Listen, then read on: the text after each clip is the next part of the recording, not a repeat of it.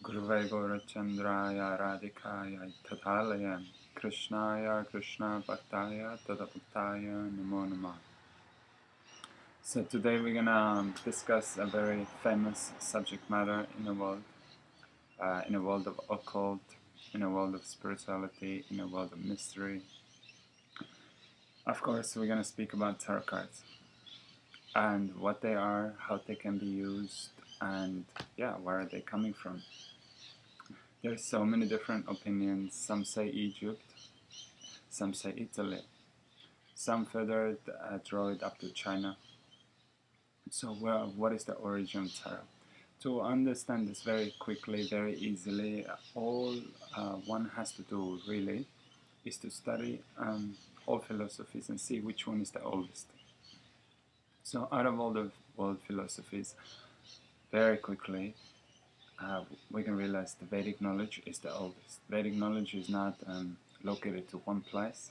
It is a universal knowledge. It covers entire planetary systems and beyond, many planetary systems, many universes, all together. So as soon as we look in the Vedic world, we can quickly see, oh yes, something so magnificent as tarot cards are, must be some way or another related to the Vedic knowledge. So how can we see Vedic knowledge in it?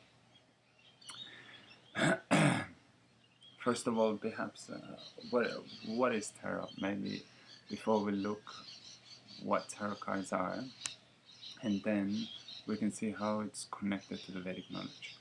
So tarot cards are 78 cards, right? Pack of cards, and so many different elements and symbols on it. But in general, you can break it down to five different parts. 5 parts, 5 elements. So we got the major arcana. This represents Akashic records. So Akash means in Vedic understanding sound in ether. So Akash is the space, like the space where activity goes on, and sound is the medium by which everything is created. Like all the matter ultimately breaks down to sound. So in this way, the 22 major arcana cards can be seen as ether or Akashic, like original seeds that everything is emanating from. And then you have another 4 elements, which are air, fire, water, earth. So we come back to this. First, let's look over the major arcana. So there's 22 major arcana cards. Many ways to see it, but in essence, to quickly understand what the story of tarot is, we can look in the major arcana cards. Like tarot 78 cards, we can see as a universe. And in that universe, the most mysterious card in tarot and the most mysterious thing in this universe is what? Is this card. This card in tarot is called the Fool, and it represents the soul. So why is soul called the Fool? If something so beautiful, so mysterious, why is it called Fool? It is called Fool because souls have no idea what are they doing in this material world. So they travel back and forth, endless cycles of material world and trying to figure out what is this world, what is it about, what's the purpose of their life, what's the short-term goals, long-term goals, and like why they are here. So in this way, soul is traveling. One is death card, means reincarnation, or death card in everyday changes. And then 2 other major cards that quickly unlock the tarot is the World card and the Judgment card. So the 21 and the 20. So where you put the Fool, to understand the 21 card, which is the World card, this card represents entire universe in one card.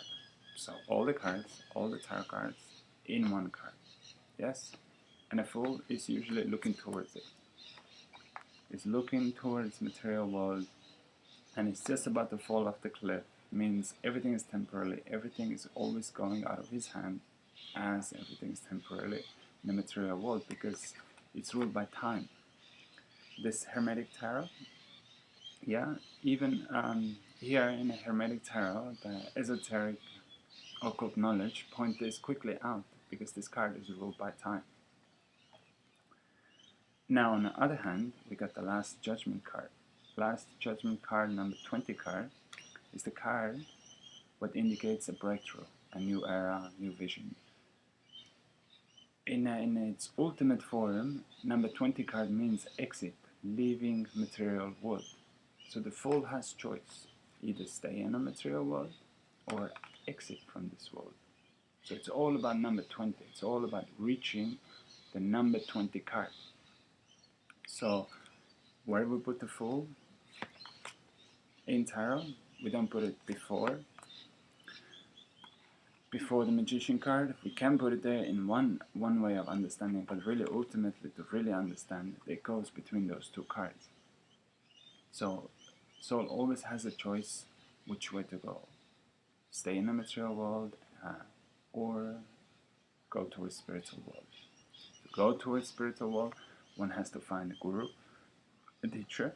This is a common understanding in the Vedic philosophy, that if you come to this world, you need to have a guru to really understand anything. So your first guru is your parents, then you go to school, your teachers are your gurus, who guiding you, who teach you about this world, and ultimately, third guru, or the main guru, is the person who tells you about your real deal in this place. Like, what is it about? If guru really is genuine, bona fide, he is able to show you the form of your soul and the form of spiritual world. So it's not about some mystic things or magic powers or any of that. It's really about coming to the most secret knowledge, which is the knowledge of the soul. So this is the quick breakdown of tarot and the philosophy of tarot. And if you have this understanding in the back of your mind when you're working with tarot, then everything can be built on it.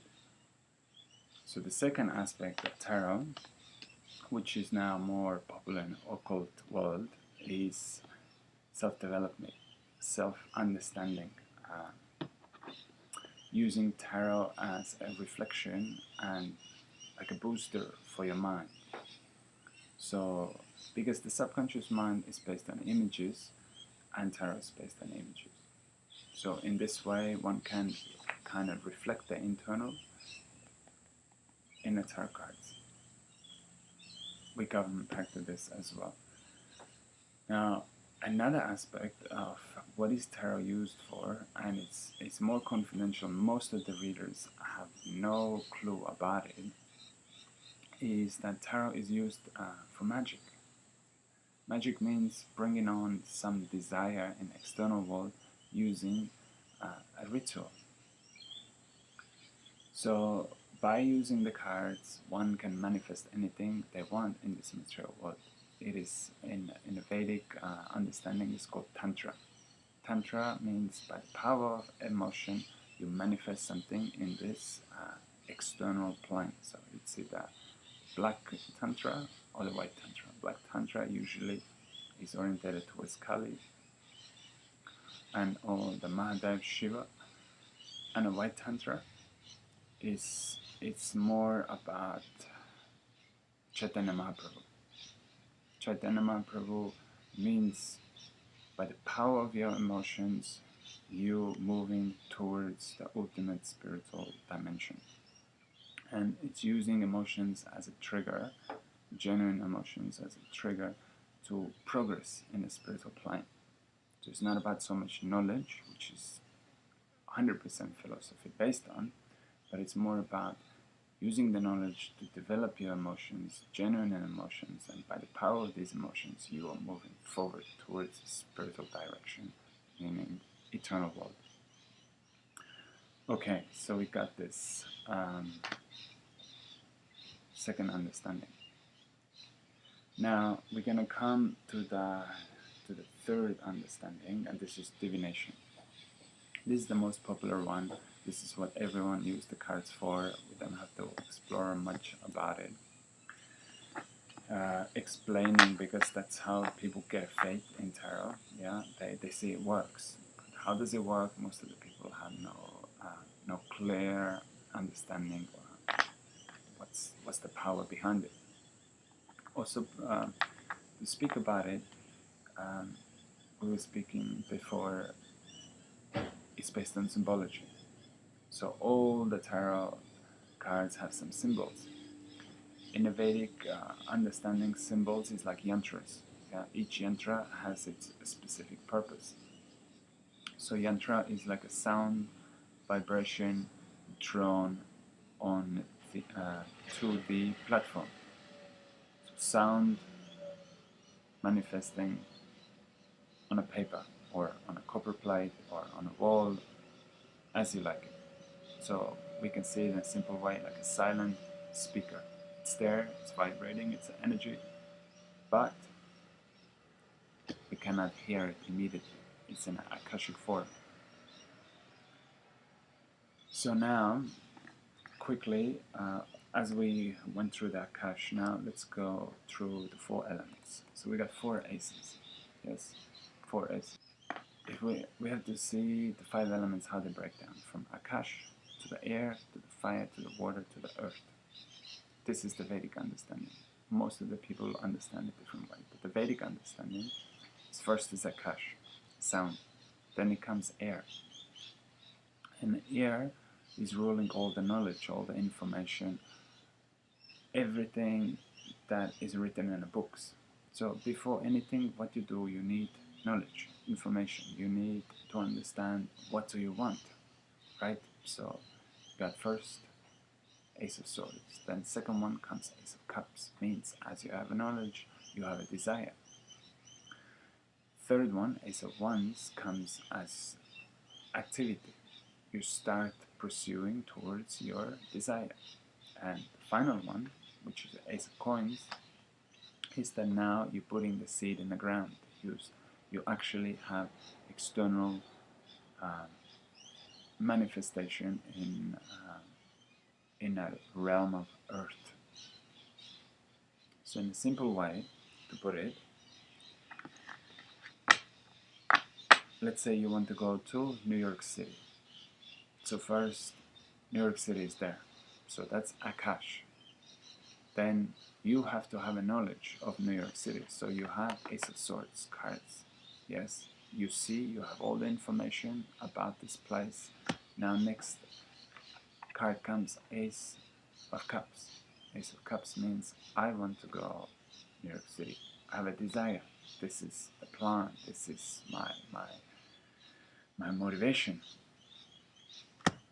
Now next one, you actually start doing something about it. You're not just contemplating, but you're actually making a move towards it. So this is the first card of external. Yes? And Ace of Pentacles, finally, is getting there. It's like taking your first steps in New York City. So entire tarot can be seen in those 4 principles, or 5 principles, yeah. Ace of Swords and Ace of Cups. These are internal that others cannot see. This is what's in your mind, this is what's in your heart, this is what's happening in the internal world. And now the other 2 cards, which are Ace of Wands and Ace of Coins, we can see this is what is visible to others, and this is what's happening in the external world. And all those 4 elements are in Akash, in the universe. So if you understand tarot in this way, it becomes very easy. It becomes very solid understanding based on ancient Vedic knowledge. Okay, so we keep this video here and we see how it goes further.